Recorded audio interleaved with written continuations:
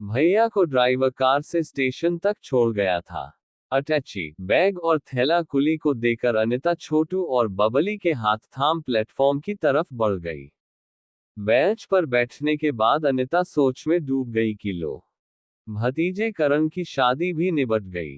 इतने महीनों से तैयारी चल रही थी, कितना उत्साह था इस शादी में आने का। पूरे 8 वर्ष बाद घर में शादी का समारोह होने जा रहा था। भैया ने तो काफी समय पहले ही सबको बुलावे के पत्र डाल दिए थे। फिर आए दिन फोन पर शादी की तैयारी की चर्चा होती रहती कि दुल्हन का लहंगा जयपुर में बन रहा है, ज्वेलरी भी खास ऑर्डर पर बनवाई जा रही है, मेहमानों के ठहरने की भी खास व्यवस्था की जा रही है। इसमें संदेह नहीं कि काफी खर्चा किया होगा भैया भाभी ने। उनके इकलौते बेटे की शादी जो थी, पर पता नहीं क्यों इतने अच्छे इंतजाम के बावजूद अनिता वह उत्साह या उमंग अपने भीतर नहीं पा सकी, जिसकी उसे अपेक्षा थी।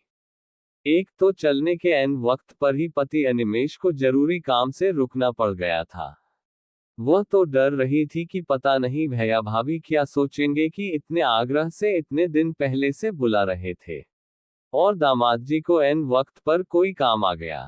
पूरे रास्ते वह इसी भावना से आशंकित रही थी।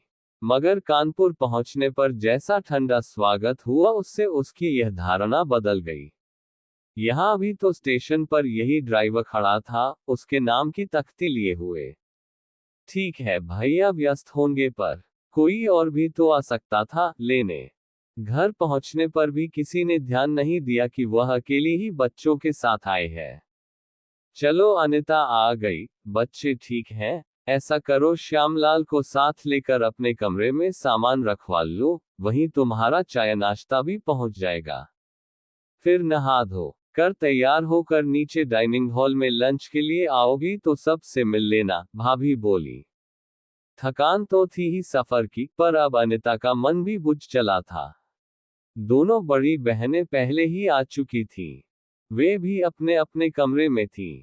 एक बड़े होटल में भैया ने सबके ठहरने का इंतजाम किया था। थमस में चाय और साथ में नाश्ते की प्लेटें रखकर नौकर चला गया। चाय पीकर कुछ देर लेटने का मन हो रहा था, पर बच्चों का उत्साह देखकर उन्हें नहलाकर तैयार कर दिया। स्वयं भी तैयार हुई। तभी कमरे में इंटरकॉम की घंटी बजने लगी। शायद खाने के लिए सब लोग नीचे पहुंचने लगे थे। बड़ी दीदी और मझली दीदी से वहीं मिलना हुआ। अरे अनिता, इधर आ, बहुत दिनों बाद मिली है, मझली दीदी ने दूर से ही आवाज दी। बड़ी दीदी के घुटनों में तकलीफ थी, इसलिए सब उन्हें घेरे बैठे थे। भैया भी 2 मिनट को उधर आए। कुछ देर की औपचारिकता के बाद उन्हें ध्यान आया, अरे अनिमेष कहाँ है? आ नहीं पाए भैया, क्या करें ऐन वक्त पर ही। वह कुछ और कहने की भूमिका बना ही रही थी कि भैया ने बीच में ही टोक दिया, कोई बात नहीं, तुम आ गई, बच्चे आ गए, चलो अब बहनों के साथ गपशप करो, कहते हुए भैया आगे बढ़ गए। बड़ी दीदी के पास अपने घर परिवार की उलझने थी, तो मझली दीदी यहाँ अपनी बेटी के लिए रिश्ता खोज रही थी। दीदी, हम लोग एक ही हॉल में रहते तो अच्छा रहता, देर रात तक गपशप करते, अब अपने अपने कमरे में बंद हैं तो किसी की शक्ल तक नहीं दिखती कि कौन कौन मेहमान आए हैं, कहाँ ठहरे हैं, कैसे हैं। बस खाने के समय मिल लो, अनिता के मुंह से निकल ही गया। पर बड़ी दीदी तो अपनी ही उधेड़बुन में थी।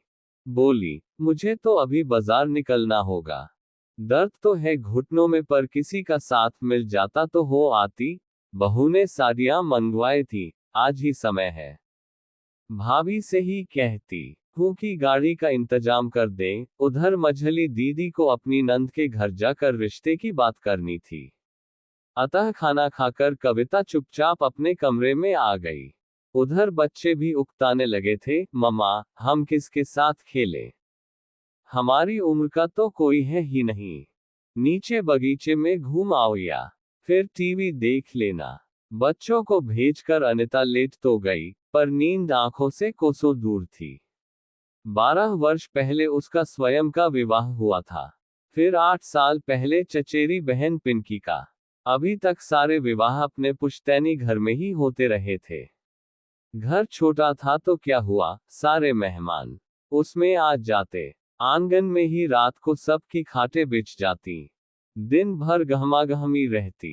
शादी का माहौल दिखता। ढोलक की थाप पर नाच गाना होता।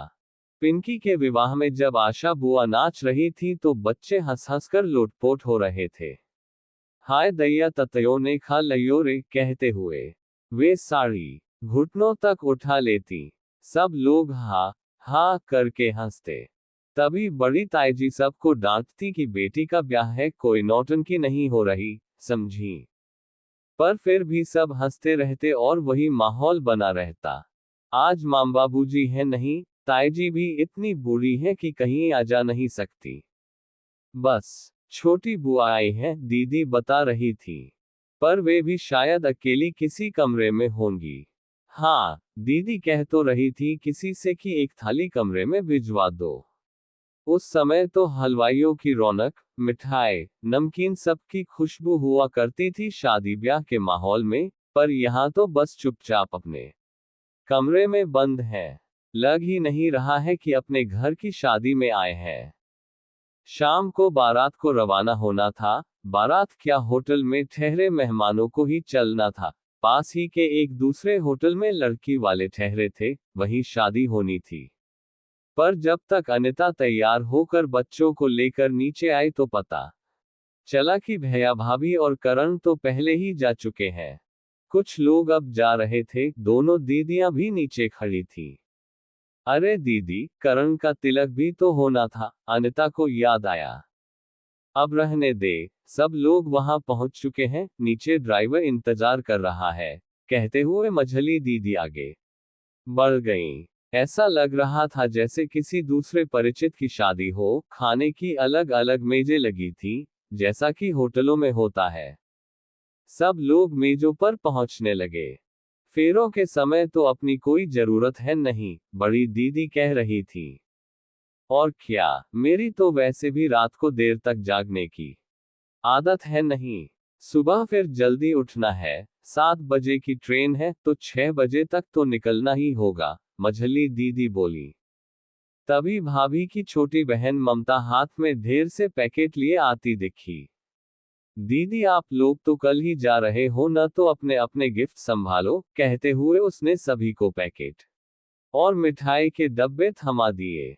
पर मेरी तो ट्रेन सुबह 10 बजे की है, अभी इतनी जल्दी क्या है, अनिता के मुंह से निकला। वह तो ठीक है, पर दीदी जीजाजी को कहाँ सुबह समय मिल पाएगा, रात भर के थके होंगे। हाँ, आप अपने नाश्ते के समय लंच का डब्बा जरूर सुबह ले लेना। मझली दीदी ने तो तब तक एक पैकेट के कोने से अंदर झांक भी लिया। साड़ी तो बया दी है भाभी ने, वे फुसफुसाई। पर अनिता चुप थी। अंदर कमरे में आकर भी उसे देर तक नींद नहीं आई थी। रिश्ते क्या इतनी जल्दी बदल जाते हैं? क्या अब लेना देना ही शेष रह गया है? प्रश्न ही प्रश्न थे उसके मन में, जो अनुत्तरित थे। सुबह चाय नाश्ते के बाद वह तैयार होकर नीचे उतरी तो भैया भाभी नीचे ही खड़े थे। अनिता, तुम्हारा गिफ्ट पैक मिल गया है न? और हाँ, ड्राइवर नीचे ही है, तुम्हें स्टेशन तक छोड़ देगा। श्याम, गाड़ी में सामान रखवा दो, भैया ने नौकर को आवाज दी। इस तरह अनिता की विदाई भी हो गई। दोनों दीदियां सुबह ही जा चुकी थीं।